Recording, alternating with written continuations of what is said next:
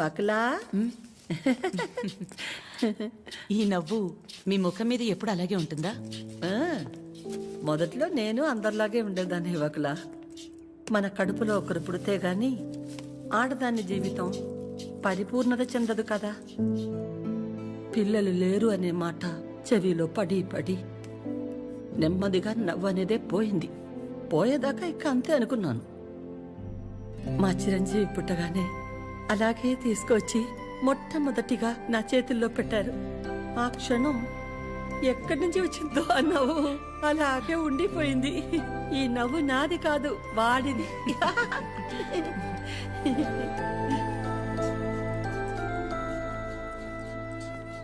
నీకు మొక్కలంటే బాగా ఇష్టమా వకులా? ఈ మొక్కల విషయంలో మాత్రమే ప్రపంచం ఆడా మగానే తేడా చూడదు. మా చిరు కూడా మొక్కలంటే బాగా ఇష్టం. ఇంట్లో ఎటు చూసినా ఉంటాయి. అన్నీ వాడి తెచ్చినవే. మా ఇంటికొచ్చి చూడాలి, ఎప్పుడు సందడే. నవ్వు లేకుండా నిమిషం ఉండదు. నువ్వు కనుక మా ఇంటికి వస్తే ఫ్యాక్టరీ వద్దు ఏమీ వద్దని అక్కడే ఉండిపోతావు. వీలు చూసుకుని ఒకసారి వస్తాం. ఒక్కసారి ఏంటి వకులా? నువ్వు అనాలే కాని ఆద్య ఇల్లు నీ ఇల్లు కాదా ఏంటి? మా చిరుకి ఆద్య అంటే ప్రాణం. ఆద్యకి కూడా మా చిరు అంటే చాలా ఇష్టం. కానీ నీ గురించి ఆలోచించే మా చిరుకి ఆద్య దూరం అయింది. అందుకే అందరం కలిసి చిరుని ఇక్కడికి పంపాము.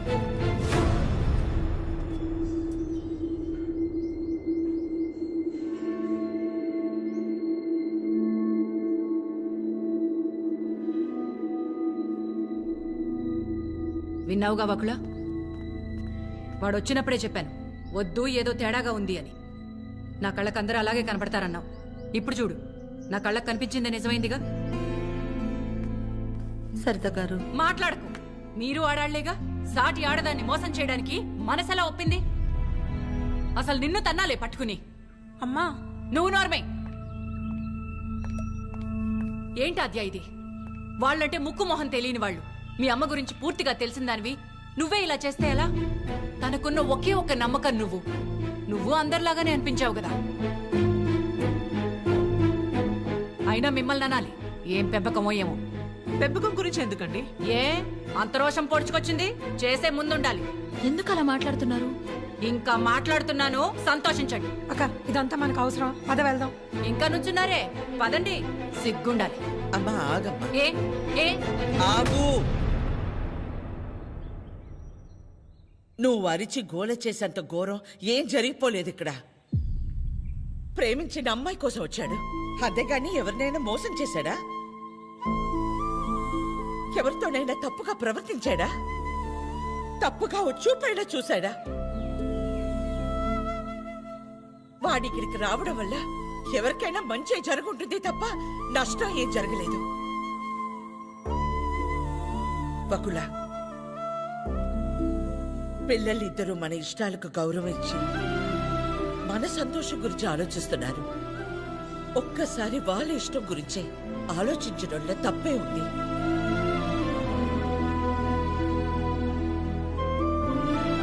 ఎవరి వల్ల వాడి ఇబ్బంది పడితేనే చూడలేను. అలాంటిది వాడు బాధకి ఏమీ కారణం ఉండే నా ప్రాణం తట్టుకోలేదు. వకులా, వయసులో చిన్నదానివైనా చేతిలో జోడించి నీకు నమస్కారం. అద్యా, ఏమైందమ్మా? నేనే నీ ప్రపంచం అంటావు కదా. నువ్వెలా ఉన్నా దానికి నేనేగా కారణమవుతాను. మరి నువ్విలా ఉన్నావంటే నాకు తెలియకుండా నేనేదైనా తప్పు చేసి ఉండాలి, లేదా నీ ప్రపంచమైనా మారుండాలి. నా ప్రపంచము మారలేదు, నువ్వే తప్పు చేయలేదు. నీ తర్వాతే నాకు ఏదైనమ్మా. తన ఫ్యామిలీని తీసుకెళ్ళిపోమని చెప్పడానికి చిరుని కలిశాను. మా అమ్మ గురించి నీకు తెలియదన్ను అంటుంటే ఏ ఉందిలే, ఆవిడకి నేను దగ్గరైతే సరిపోతుంది అనుకున్నా. కానీ ఆవిడ నాకు దగ్గరేక తెలిసింది నువ్వే కరెక్ట్ అని. ఒకవేళ అమ్మ నీ విషయంలో తీసుకురా నిర్ణయం ఏదన్నా తీసుకుంటే ఆ గిల్ట్ని నేను తట్టుకోలేను. అందుకే ఎలా వచ్చాను అలాగే వెళ్ళిపోతాను. ప్రతి మగాడి విషయంలో సమస్య వేరు, పరిష్కారం వేరు. కానీ ఆడదాని విషయంలో సమస్యను అర్థం చేసుకుంటే చాలు, అదే పరిష్కారం.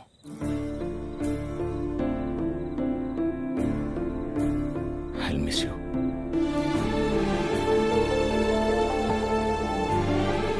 ఎవరన్నా ప్రేమించిన అమ్మాయితో ఐ లవ్ యూ చెప్తారు, కానీ కనీసం ఐ లవ్ యూ కూడా చెప్పకుండా మిస్ యూ చెప్పిన వాడిని నేను ఒక్కడే ఉంటానేమో.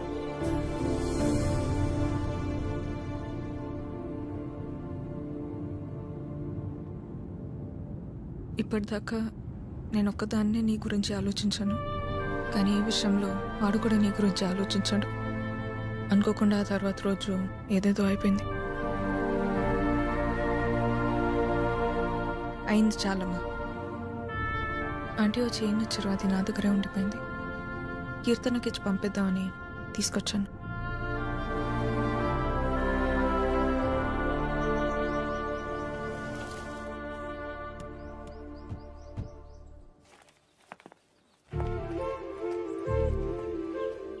ఏంటి పద్మ? ఎవరు? ఏంటి? ఎందుకు అలా నిల్చుని చూస్తున్నావు? రండి రామ్మా. వెళ్ళి లోపలికి తీసుకురా. నువ్వు వెళ్ళు. ఆ? పద్మ రండి, రామా కూర్చోండి. రా కూర్చో.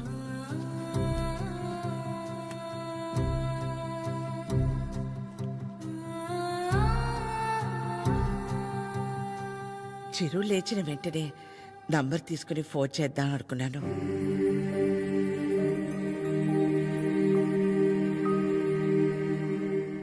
కాఫీ టీ ఏమైనా? పర్లేదు, థ్యాంక్ యూ. ఏమొద్దు. కాఫీ టీ అంటే 10 నిమిషాలు పడుతుంది కదా. ఈ లోపు మనం ఎక్కడ ఏదో అడుగుతామని భయపడుతున్నారు. మనేమి అడగమని చెప్పేసి అది.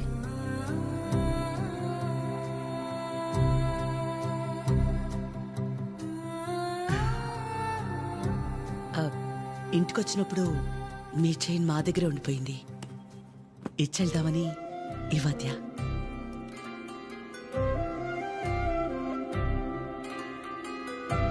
తొందర ఏముంది, తర్వాత అయినా ఇచ్చి ఉండొచ్చు కదా.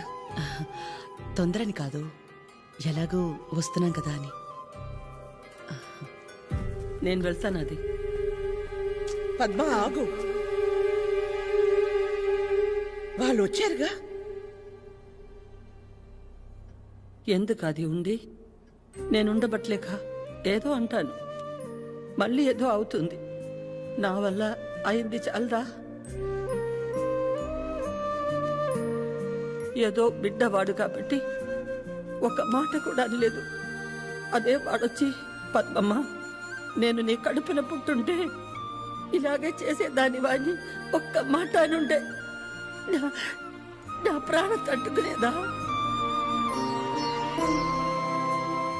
అందరి మనసులో ఉన్నదే కదా అది. నేను బయటికన్నాను, అంత మాత్రానికి అన్నెన్ని మాటలా? ఆవిడ పేరేంటి? జుట్టు ఇక్కడ దాకే సగంలో సగం ఉంటుందే. సరితలా మాట్లాడి ఉండకూడదు, తప్పే. నా బాధ సరిత అలా మాట్లాడింది కాదు.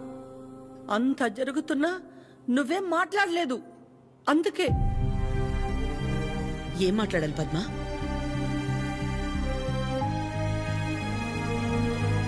నా ప్లేస్లో మీరున్నా నాలాగే సైలెంట్గా నించునేవాళ్ళు. మీలా కాదు నా గతం. మీలా ఒకరికి 10 మంది లేరు నా గతంలో. ఓ రోడ్డు దాటాలంటే ముందు చూపు మీద ఆధారపడతాం, తర్వాత వినికిడి మీద ఆధారపడతాం. అది లేదంటే సాయం చేయమని ఓ మాట మీద ఆధారపడతాం. ఎప్పుడైతే గౌరవించకపోయినా పర్లేదు, కనీసం ఆడదని గుర్తించడం కూడా తెలియని వాణ్ణి పెళ్లి చేసుకున్నానో చూపు పోయింది. నా బాధ ఇదని ఏడ్చినా మౌనంగా ఉన్న ఇంట్లో వాళ్ళ వల్ల వినికిడిపోయింది. సాయం అడుగుదామంటే ఎక్కడ డబ్బు అడుగుతుందేమో అన్న బంధువులు ఒకవైపు, సాయం చేస్తాం మాకేంటి అన్న రాబందులు మరోవైపు.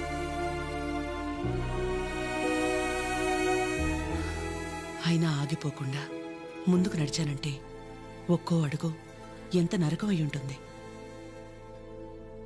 ఒకరిని నమ్మడం, దగ్గరవడం కాదని తెలిసి మనం బాధపడ్డం ఎందుకని నమ్మడమే మానేశాను. చాలా కాలం తర్వాత మీ చిరుని నమ్మాను, మీకు దగ్గరయ్యాను. మళ్ళీ అదే అంటే ఆ రోజు నేనేం మాట్లాడాలని ఎక్స్పెక్ట్ చేసావు పద్మా? వకుల, నువ్వు ఒక్కదానివైనా మేం 10 మంది అయినా పిల్లల విషయంలో మనం అందరూ ఒకటే. చిరు అనుకుంటే ఎంతసేపు మా అందరినీ కాదని ఎవరో ఒకరిని పెళ్లి చేసుకోవడం, ఆద్య అనుకుంటే ఎంతసేపు. కానీ మా అమ్మ 100% కరెక్ట్. తన తర్వాతే నాకు ఎవరైనా అని చిరుని మర్చిపో అంది. వాళ్ళకంటే ఎక్కువగా వాళ్ళు మనమే ముఖ్యం అనుకున్నారు. ఇలాంటి పిల్లలు దొరకడం మన అదృష్టం. వాళ్ళు కలిసి ఉంటే హ్యాపీగా ఉంటారని వాడిని పంపించామే తప్ప నిన్ను బాధ పెట్టాలనో మోసం చేయాలనో కాదు. నేను మాత్రం ఆలోచించనా ఎక్కడ నేను బాధపడతానేమోనని? తన ఇష్టాన్ని పంచుకోకపోగా నేను అపార్థం చేసుకుంటే కోపాన్ని కూడా చూపించకుండా తనలో తనే ఏడ్చిందంటే ఎన్ని కష్టాలిచ్చినా దేవుడు నాకు ఇలాంటి కూతుర్ని కూడా ఇచ్చాడని తెలుసుకోవాలనే కదా. అమ్మా, ఎందుకమ్మా ఇదంతా ఇప్పుడు? ఆపకాద్య, ఇలాగే కంటిన్యూ అయితే నేను నిన్నమ్మా అని పిలవాల్సి వస్తుంది.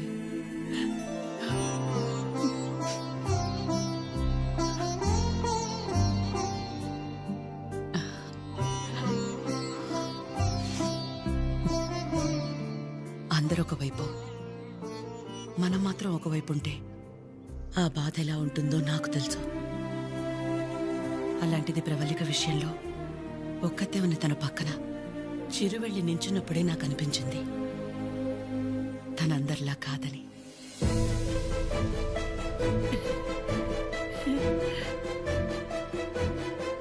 తనంతటి తానొచ్చి మీ అమ్మాయి అంటే ఇష్టం అందుకే ఇదంతా అని చెప్పుంటే ఖచ్చితంగా క్షమించేదాన్ని కాదు.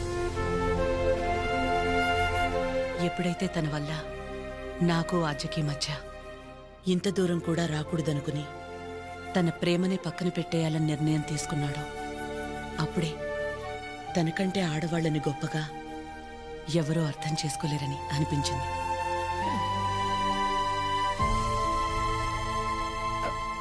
అంత అనిపించిందంటే మా చిరుకి మీ ఆద్యాన్ని ఇచ్చేవచ్చుగా.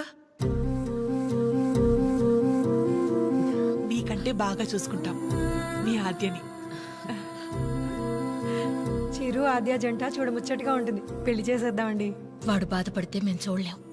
ప్లీజ్ ఒప్పుకోండి. బాధ ఏంటండి బాధ? మన అందరం ఇక్కడ నించుని వాడి గురించి ఇంతగా ఆలోచించి ఇంతలా ఎమోషనల్ అయి మాట్లాడుకుంటుంటే వాడు లోపల ప్రశాంతంగా నిద్రపోతున్నాడు. వాడికి ఏం బాధ? మళ్ళీ దీనికి వచ్చింది. ఏ బాధ లేదు, ప్రేమ లేదు. పదమ్మా వెళ్దాం. ఏంటమ్మా అందరం ఒకటయ్యాక ఈ ఆడాళ్ళని ఎవరండి నిద్రపోయింది? ఎవరండి నిద్రపోయింది? 4 నెలలు అయింది నిద్రపోయింది. ఏ ముహూర్తాన్ని చూశాను అప్పటి నుంచి నాకు నిద్రలేదు. కళ్ళేంటి ఎర్రగా ఉన్నాయంటే షాంపూ పడిందని అబద్ధం చెప్పుకుంటూ తిరుగుతున్నాను. చిచి, ఇప్పుడు దాకా నా పెళ్లి కాకపోవడానికి కారణమైన మీరు అందరూ గొప్పోళ్ళు. అసలు పెళ్ళే వద్దని ఈవిడ గొప్పది. ఇదిగో తినుందే, ప్రేమించిన ఏమైపోయినా మా అమ్మే నా సర్వస్వం అనుకున్న తిను ఇంకా చాలా గొప్పది. మీరందరూ గొప్పోళ్ళు, నేను ఒక్కడే తెంగరోణ్ణి. అరే చిన్నపిల్లోడు, అమాయకుడు ఇలా అయిపోయాడని కనీసం కనికరం లేదా మీకు? మీ ఆడాలతో యుద్ధం చేసే అంత శక్తి నాకు లేదు. మిమ్మల్ని అర్థం చేసుకునేంత జ్ఞానం ఏ దేవుడు ఏ మగాడికి ఇవ్వలేదు. ఒకటే అనగలను, ఆడాళ్ళు మీకు జోహార్లు. అతే అతే అతే, ప్లీజ్ ప్లీజ్, మీ అమ్మాయి నాకు ప్లీజ్ తీసుకెళ్ళండి.